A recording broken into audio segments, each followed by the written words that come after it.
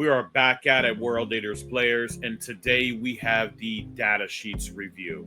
I'm going to give you a bunch of information, my tips and tricks for every single detachment when it comes to the brand new World Eaters Codex. So stay tuned and locked in.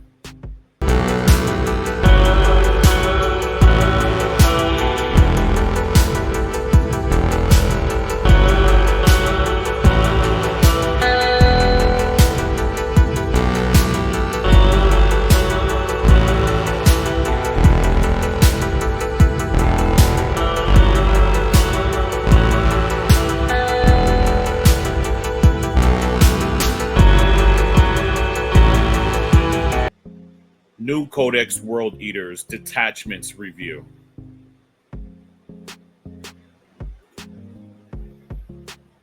So starting off with the first one, we have the Index Berserker Warband for World Eaters. Very, very similar to what it was before, except now you get +2 strength, so you get the Blood Angels effect and +1 attack as well. So relatively brings everybody back up to the strength that they were before, makes Berserker strength 6, makes Angron strength 16. It makes 8-bound and Exalted 8-bound strength 10. Doesn't necessarily put them back up to what they were, but very, very close, and makes everything a lot stronger, including adding this on to spawns, which they become strength 7. Jackals end up becoming strength 5. Or strength 5. So relatively really good. I think this is going to be one of the prime, if not one of the favorite detachments that people are going to end up using is Berserker Warband. I know Vessels of Wrath, when they redo that, I'll do a video on that one as well, and that's going to be very strong. Probably you could still take Angron in that one, but Berserker Warband is very, very strong. +1 attack and damage and melee for the Berserker Glaive. Not much has really changed with the Berserker Glaive itself. It just excludes the mounts now, so the mounts don't get the extra damage and melee like they used to get before. Then you have the Helm of Brazen Iron. Helm of Brazen Iron has not changed, or has changed slightly, where it used to be half damage, now it's -1 damage. The Favorite of Khorne has changed significantly. Now it's just reroll 2 Blessings of Khorne if you're on the battlefield. And Battle Lust, reroll charges and +1 to charge if Unbridled Bloodlust is active. So these are all of the enhancements and detachment rules. Going into the stratagems next.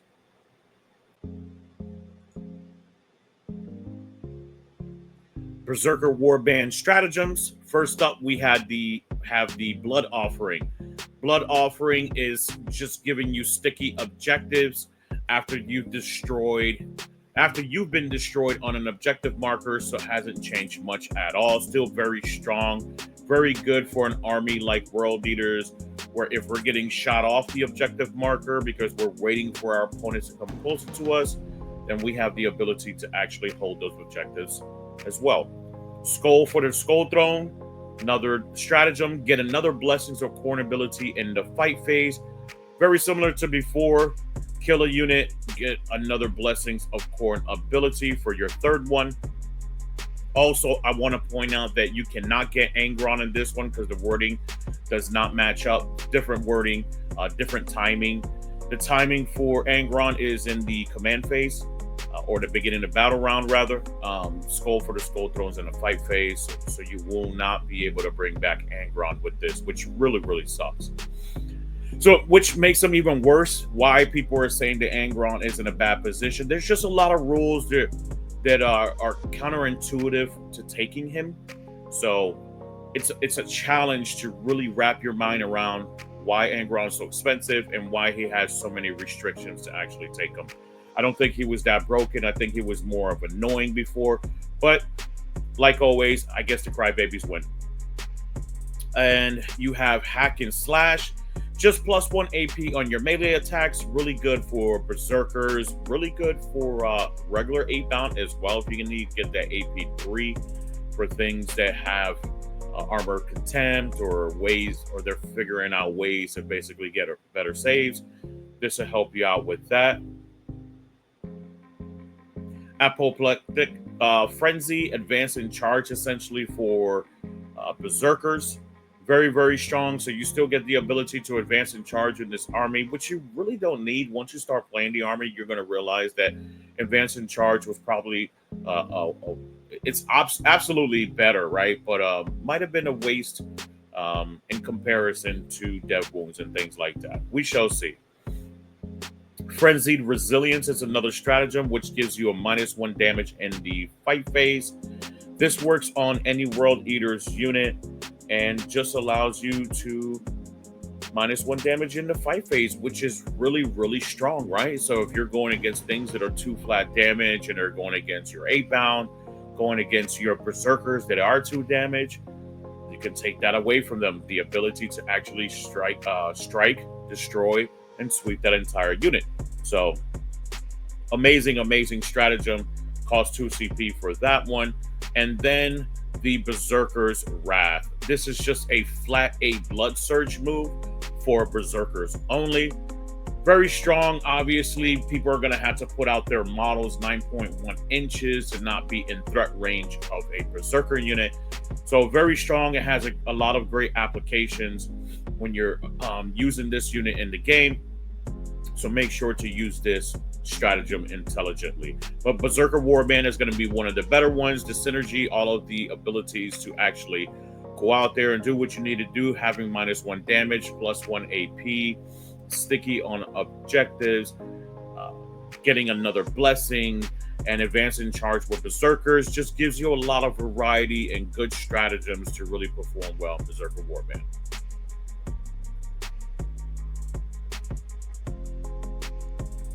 Next up, we have the Cult of Blood Detachment.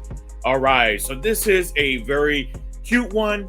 I know people are going to get upset just hearing that, right? It's pretty cute, but I do like the fact that you can take about 120 Jackals, about another 36 Goremongers, and just putting on the tabletop with some monsters and some Titanic units like the Corn Lord of Skulls or something like that, and actually have a pretty decent detachment that might be decently competitive, right?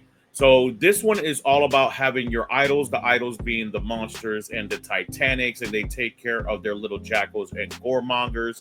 This is essentially what this detachment's about. So you select one idol from 3 idols per battle to use. So it's only once per battle to use as an aura for Titanic and monster units. So the Titanic and monster units, use them as auras and make them buffs for all of your Goremongers and Jackals and things throughout your army. So the enhancements they have: Chosen of the Blood God, +3 to your aura ability. So you put this on a Bloodthirster or whatever it might be in that unit, a Demon Prince, right? +3 to your aura abilities can be potentially very, very strong. Get yourself up back up to 9 inches when it comes to that aura ability. So you can potentially add 1 to hit rolls and wound rolls. Add 1 to advances and charges, or just a 4 of feel no pain across the board. Very, very strong. Butcher's Lord, gain infiltrate and can be attached to Warmongers and Jackals. Obviously, if you're thinking of this, right, you could potentially put a Slaughterbound infiltrating in the front, being very strong, very disruptive, getting in there, creating a screen, or plugging in those gaps where you're touching vehicles or touching units, getting engagement range with those units so you can stop them from threatening everything else in your army. So potentially has a lot of good play with it. Also, we have the Brazen Form. It's +1 to your toughness and a 5-up feel no pain. Obviously, this could be also applied to Demon Princes, things like that. So you can give a +1 toughness and a 5-up feel no pain. Can make them very strong. And then we have Strategic Slaughter. Select 3 Goremongers or Jackal units and redeploy or set them up in strategic reserves.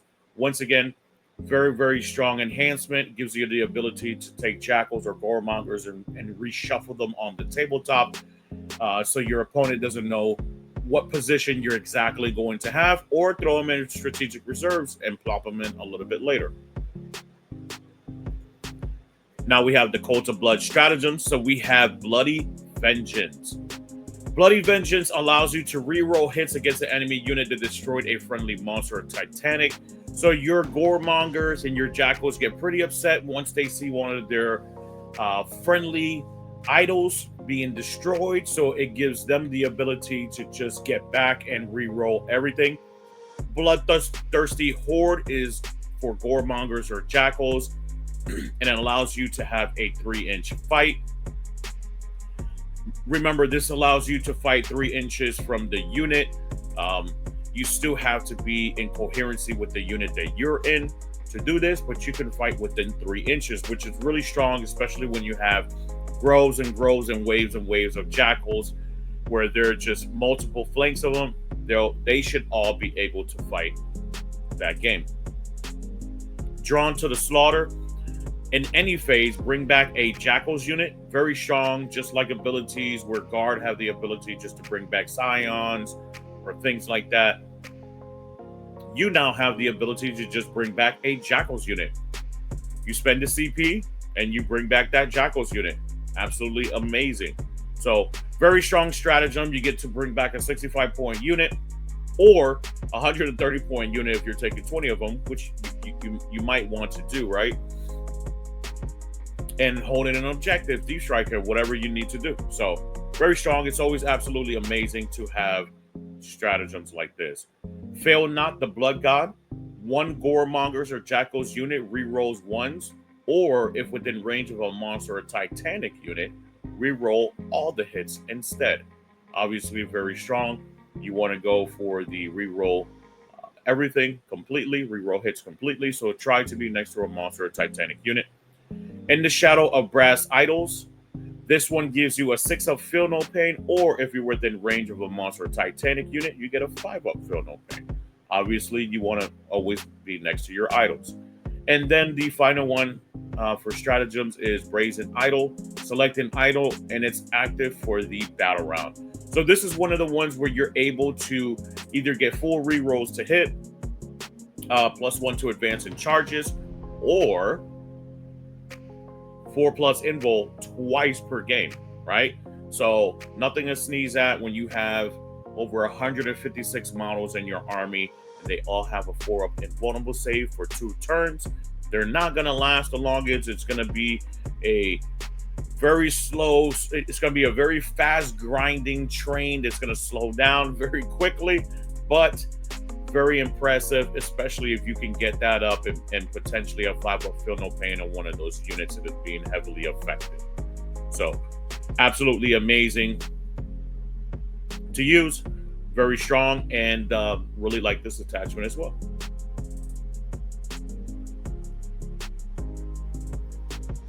All right, back to the detachments, and this is actually one of my preferred ones. One of my favorite ones is going to be called the Khorne of Demonkin. Very, very strong, has a plethora of amazing stratagems. I think every single enhancement in this detachment is absolutely amazing. So let's go ahead and break these down. So this is Khorne Demonkin. Each time a Blood Legion or World Leaders unit destroys an enemy unit, roll a d6, and on a 3-up, gain a blood type, right? I don't know why there's always multiple restrictions. It's already challenging enough to destroy a unit, but having to roll a 3-up, thank goodness at least it's a 3-up and not a 4-up, you get a blood type. So they make it a little bit more challenging for you. So on an average, to get like 3 blood type, tips, you're going to have to really destroy 5 to 6 units. So good old Games Workshop, putting in those, fire hoops and restrictions so you could do something and another army just gets them for free. Very, very strange, but it is what it is. Khorne Demonkin enhancements, like I was saying, a lot of these enhancements, if not all of them, are absolutely amazing. Icon of War, Blessings of Khorne for a unit within 6 inches. Who doesn't want to give your demons your Blessings of Khorne, right? It's just an aura ability within 6 inches. You just give away your Blessings of Khorne. Super strong. You definitely want your Blood Crushers, your Bloodletters, your Flesh Hounds, your Bloodthirsters, and your Scarbrands having all the perks that they can get. Then you have the Blood Forge Armor. 2+ save, and get a blood type on death. Once again, very strong. You might take this on a DP. You might take this on a bloodthirster, a unit that is going to go out there and just scrap. And you knowing that it's eventually gonna get destroyed. Hopefully, first or second battle round. That way, you could get them as quick as possible. But you also have a 2+ save, and you automatically get this blood tip. So what ends up happening, right? So you take this unit, say you take a bloodthirster unit. Bloodthirster ends up cracking into a unit that has a character in it, right? So right there, you get 2d3. Plus, they kill you in return, or another unit destroys you in return. You automatically get 1. Could potentially get you 5 that turn. But the odds, hopefully, are in your favor. Then we have the Disciple of Khorne, Lord of Jug, can attach to Blood Crushers or Flesh Hounds. Obviously, you want to attach him to the Blood Crushers because he'll be able to move through terrain and things like that. Very, very strong. I don't see anyone not taking 6 Blood Crushers with a Lord Unjug in this detachment. Absolutely amazing. Like I said, these enhancements are absolutely amazing. Maybe the second one is probably the weakest, but still very, very strong, stronger than other ones in the game right now. And then we have Blade of Endless Bloodshed, +1 attack, damage, and strength. Each time you destroy an enemy unit, you also gain a blood type, right?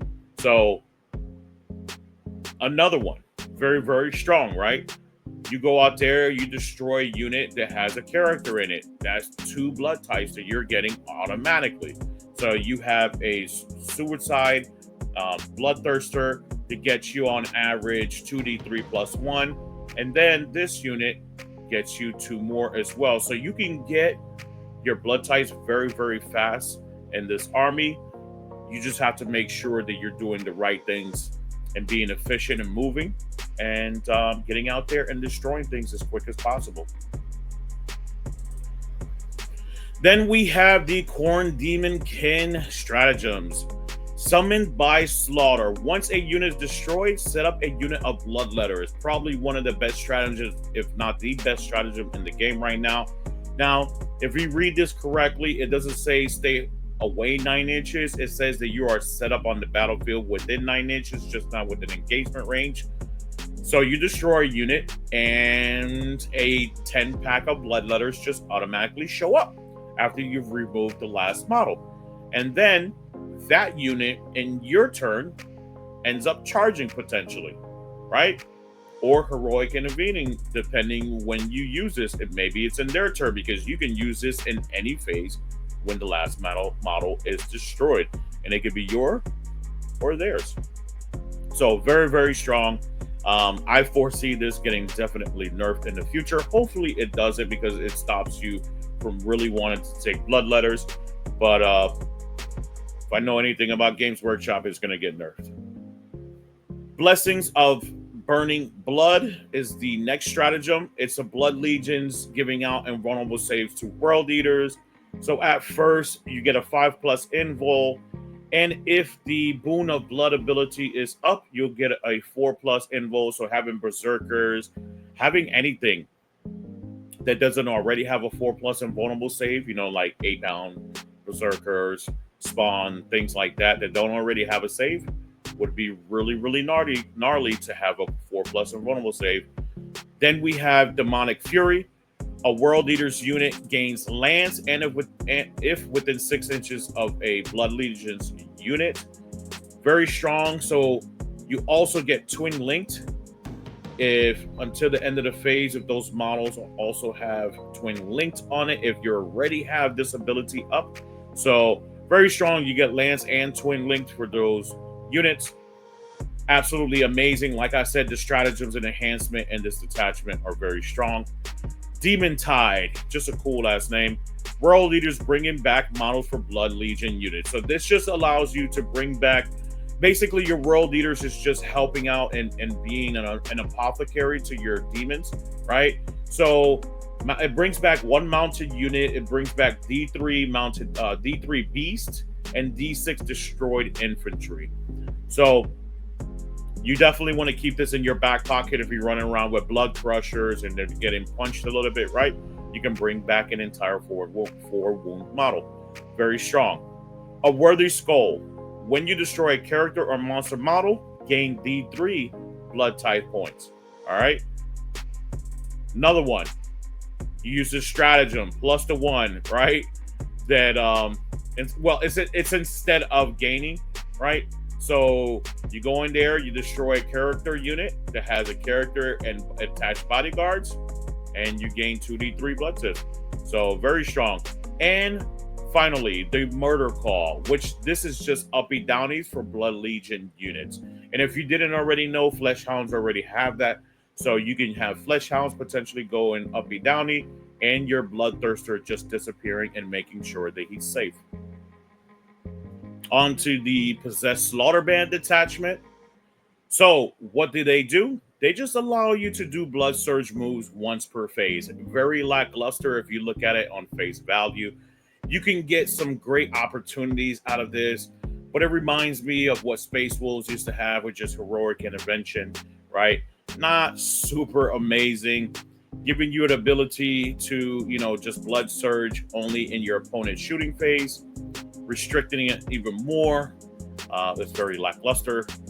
So takes away Overwatch and things like that. But I think everything else in this detachment makes up for it. I personally think that this is a very strong detachment. I know a lot of people don't like it because of the amount of high CP stratagems and things like that. But I think if you take a DP on foot, it reduces your CP cost once per battle round, right? So you end up using one of those abilities, and it's a lot cheaper. Things like -1 to wound or fight on death, right? And we're going to talk about that here shortly. So the enhancements for the Possessed Slaughterband. You have the Malicious Vigor. So this is just a flat up 6-inch for Blood Surge. Just gives you the ability to do your Brazen for Fury and at a flat 6 inches. Very subjective. You probably never really take this, but could be very strong if you can bait your opponent to allow you to Blood Surge into them, right? Killing Clarity. So they want to be clear when they're killing, right? So they take their Claritine, their allergy medicine. So this one allows you to gain CP on a 4+. If you destroy a unit, once again, you have to go through these hoops, right? It's already a challenge to destroy a unit, but once again, now you have to roll a die in order to get something, to obtain something. And this one is worse because it's a 4-up. So good luck on trying to get CP. But if you kill multiple units that phase, right, you get multiple rolls. So it's not restricted to just one. Then you also have Frenzied Focus. This is amazing, absolutely amazing. You put this on a fat pack of 8-bound, Exalted 8-bound of 6, attach the Slaughterbound to it to give him this enhancement, and now you crit on 5s. So your sustains and lethals are going off on 5s. You're very strong. You have a ton of attacks. Very, very, very strong enhancement. You're definitely taking this one every single time, I think, in my opinion. And then you have Violent Demise. Deadly Demise is just on a 2-up. So if you want to have like a Suicide DP, Mo, or just a character, where it has to be a demon character. So DP, right? Then you get Deadly Demise on a 2-up. Then we have the Possessed Slaughterband stratagems. We have Demonic Resistance. This is just -1 to wound and in shooting and in the fight phase. Absolutely amazing. Very, very strong. Making things -1 to wound just makes this army just even more resilient. Where we're saying that 8-bound is not as resilient as they were before with the Feel No Pain. And I know that we had the ability to do this as well before in the fight phase or in the shoot phase with Vessels of Wrath. But now we get both of them in one stratagem. It is 2 CP, but remember, you should be running around with the DP reducing this stratagem to 1. That way you can use it more efficiently and more effectively. Also, you have Rapid Manifestation. It's just a 3-inch deep strike in your movement phase, so you can't rapid ingress or anything like that. But it does give you the ability to do a 3-inch deep strike. And if you can bait your opponent into shooting that unit once they drop, they can Blood Surge because they cannot charge but they can blood surge or heroically intervene, depending on the situation. Then you have demonic strength. It's just +1 damage for exalted 8-bound. And 8-bound, I know I just said it's just +1 damage, right? This is more than just. This is absolutely amazing, especially if you have a unit of 6 of them with the slaughter band. Everyone gets +1 damage with dead wounds, right? This can be absolutely amazing. So if you stack this up with your sustained hits on 5s, taking sustained hits and lethals and your flat 3 damage, potentially -1 to wound, nobody's going to kill this unit. So very, very strong.